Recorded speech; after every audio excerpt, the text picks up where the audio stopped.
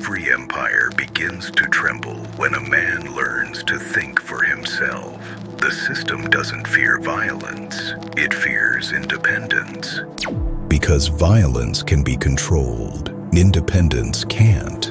Alan Watts once said, "You cannot be controlled if you are truly awake." And that's the danger of the self-taught mind. It doesn't wait for permission to understand. It studies without syllabus.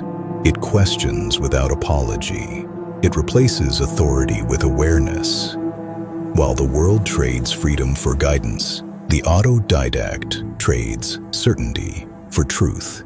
He is both student and rebel, a mind that no institution can domesticate. That's why systems don't collapse from chaos. They collapse from clarity. Because one man who truly sees is worth more than a million who obey. The modern world wasn't built to educate you. It was built to train you. From the moment you enter a classroom, you're taught how to memorize, not how to question, how to conform, not how to create. Grades replace curiosity. Approval replaces intuition. Obedience replaces thought. The system doesn't want minds. It wants mirrors, reflections that repeat the same language, the same opinions, the same fears. Alan Watts called this the mechanical hypnosis of civilization. He said most people aren't alive, they're programmed. Their ideas are hand-me-downs from a system that rewards obedience and punishes originality. So when you start learning on your own, you break the rhythm. You stop being predictable. You stop feeding the machine. That's when it labels you dangerous. Not because you're wrong, but because you've stopped needing to be right by its standards. To think freely is expensive. It costs belonging. It costs comfort. It costs the illusion of certainty. When you stop accepting what you're told, you lose the crowd's applause. But you gain something rarer, your own voice. The system calls you arrogant. Your peers call you difficult. Your mentors call you lost. But Alan Watts knew the truth. Greater than you are, under no obligation to be the person they expect. The self-taught mind isn't rebellious for attention. It's rebellious for authenticity. It would rather be misunderstood in truth than celebrated in conformity. So yes, freedom will cost you friends, but the cage would have cost you yourself. There comes a moment in every autodidact's life when he realizes he no longer needs approval from teachers, bosses, or even gods.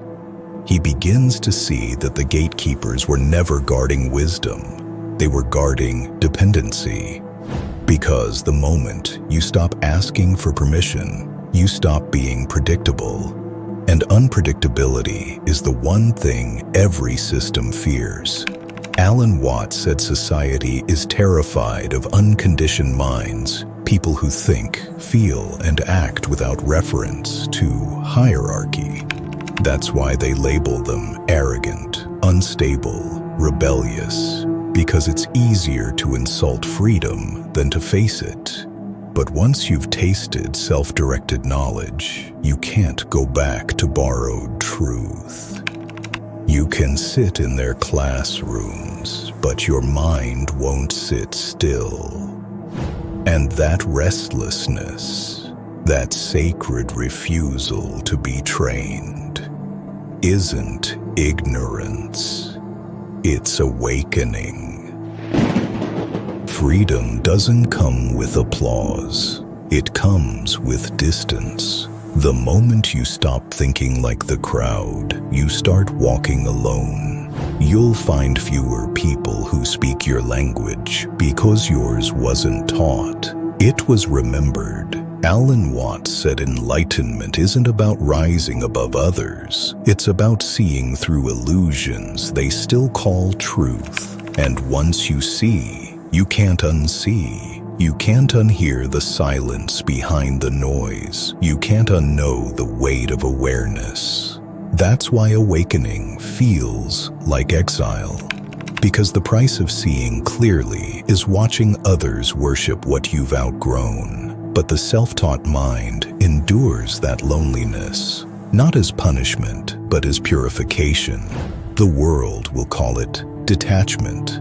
Watts called it liberation, and you'll learn to love the quiet that others still run from. The system doesn't fear rebellion. It creates it because rebellion still plays by its rules. What it fears is self-sufficiency. A mind that learns without needing, creates without asking, and questions without apologizing. That kind of mind is unpredictable, and unpredictability breaks profit. Alan Watts said society survives by manufacturing insecurity, convincing you that you're not enough until you buy, follow, obey.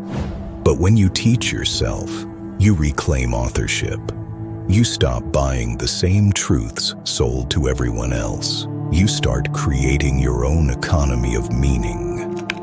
And that's what terrifies systems most. Not your disobedience, but your independence.